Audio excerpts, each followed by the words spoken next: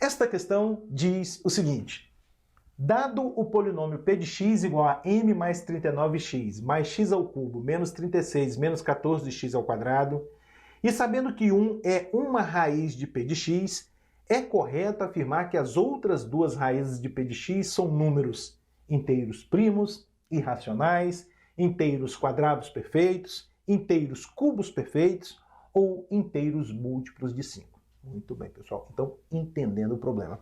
O problema dá pra gente um polinômio de grau 3, portanto possui 3 raízes, fala que uma das raízes é o 1 e pede uma informação a respeito das outras duas raízes. Então, o que a gente vai ter que fazer é determinar essas outras duas raízes. Muito bem. Como é que a gente faz isso?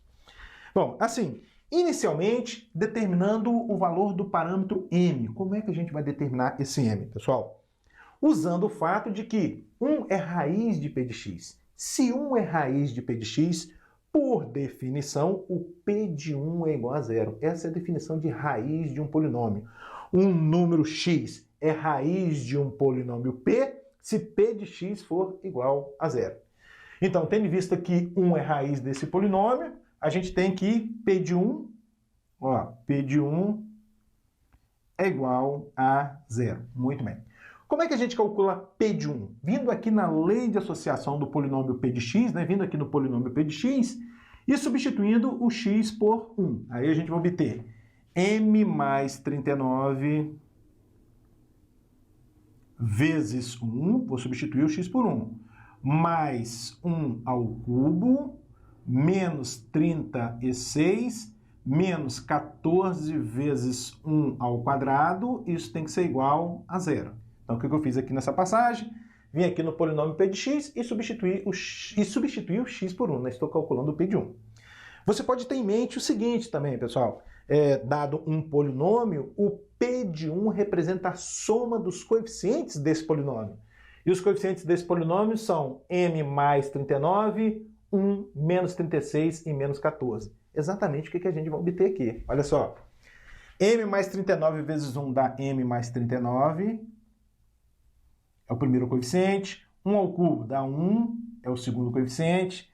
Menos 36 é o coeficiente seguinte. E menos 1 ao quadrado dá 1, vezes 14 dá 14. Então, menos 14 igual a zero. Então, fica aí essa dica também.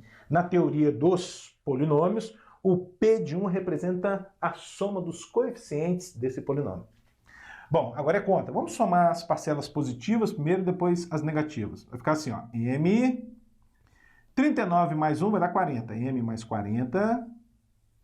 E aqui, olha, menos 36, menos 14, menos 50, igual a zero.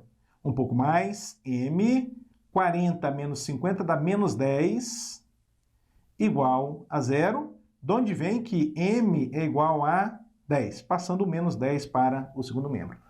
Muito bem, pessoal. Já determinei o valor de M. Mas o que eu preciso? Eu preciso determinar os outros dois x, tais que p de x é igual a zero. A gente já sabe que o 1 é tal que o p de 1 é igual a zero, mas eu preciso saber dos outros dois x, tais que p de x é igual a zero. Bom, mas quem é p de x? Bom, vou escrever a expressão de p de x aqui, já em ordem decrescente dos expoentes de x. O polinômio p de x vai ser, então, x ao cubo,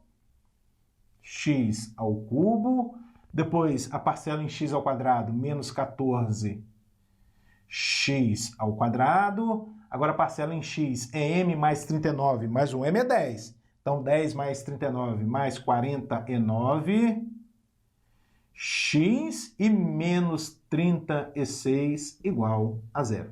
Eu tenho que resolver essa equação.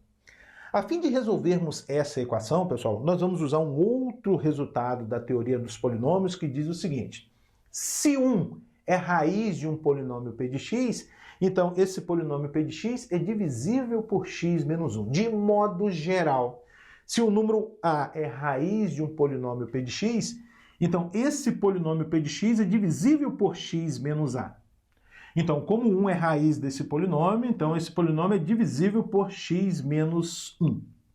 Observe que, como eu vou dividir, eu vou dividir agora o p de x por x menos 1, como eu vou dividir por um polinômio da forma x menos a, eu posso usar aqui o dispositivo prático de Bri-Ruffini para realizar a divisão, que consiste no seguinte: você dá um traço aqui, né? Desenha uma espécie de umas chaves, né? Um traço aqui, um traço aqui. Aqui você coloca o a, que no caso aqui é o 1. Aqui você coloca os coeficientes de p de x, é bem nessa ordem que aparece: 1, menos 14, 49 e menos 36. Destaca a última casa aqui, ó, para o resto. Agora, o que você deve fazer? Abaixa o primeiro coeficiente, que é o 1, e vai fazendo a seguinte continha, ó. 1 vezes 1 dá 1. 1 menos 14 menos 13. Agora, menos 13 vezes 1 dá menos 13. Menos 13 mais 49, isso vai dar 36. Agora, 36 vezes 1 dá 36. 36 menos 36, 0. A última casa aqui representa o zero, o resto da divisão. E tem mesmo que ser 0, porque o teorema garante, né? O teorema garante que o polinômio é divisível por x menos 1, portanto o resto é 0. Esses números que aparecem aqui, pessoal, ó, 1, menos 13 e 36, são os coeficientes do quociente da divisão de p de x por x menos 1. Ou seja, esses números são q de x, são os coeficientes de q de x igual a x ao quadrado menos 13x mais 36. Muito bem. Portanto, esse primeiro membro, né, o primeiro membro da equação, que é o polinômio p de x, pode ser escrito na forma x menos 1 vezes x ao quadrado menos 13x mais 36, fechou parênteses, igual a 0. Eu fatorei essa expressão, não é verdade?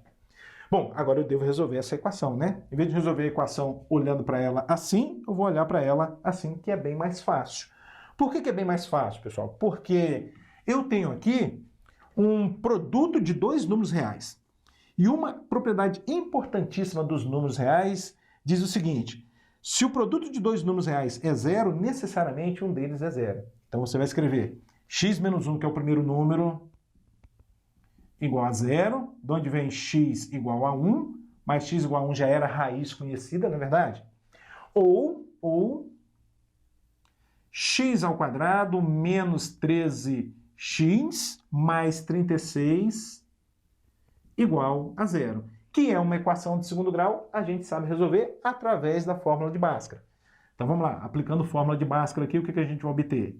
X é igual a menos b, o parâmetro b, menos 13, com menos da fórmula mais 13, mais ou menos raiz quadrada de b ao quadrado, menos 13 ao quadrado dá 169, menos 4ac, menos 4 vezes o parâmetro a, que é 1, dá menos 4, e menos 4 vezes 36, menos 144, isso tudo sobre 2a. O parâmetro a é 1, 2 vezes 1, 2. Bom, já vou determinar aqui a primeira solução, tá? O x1. Vai ser 13 mais quem? 169 menos 144 dá 25, cuja raiz quadrada é 5. Então é 13 mais 5 sobre 2. 13 mais 5 dá 18 dividido por 2, 9. x2, agora a segunda solução, é 13 menos 5 sobre 2. 13 menos 5 dá 8 dividido por 2, 4.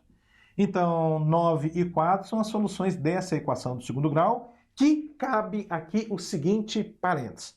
Você poderia estar resolvendo essa equação do segundo grau por soma e produto, pessoal. O que eu quero dizer com isso? Resolver uma equação de segundo grau como essa, em que o parâmetro a é igual a 1, no fundo, consiste em determinar dois números, o x1 e o x2, tal que a soma desses dois números é o b com sinal trocado. A soma tem que dar mais 13.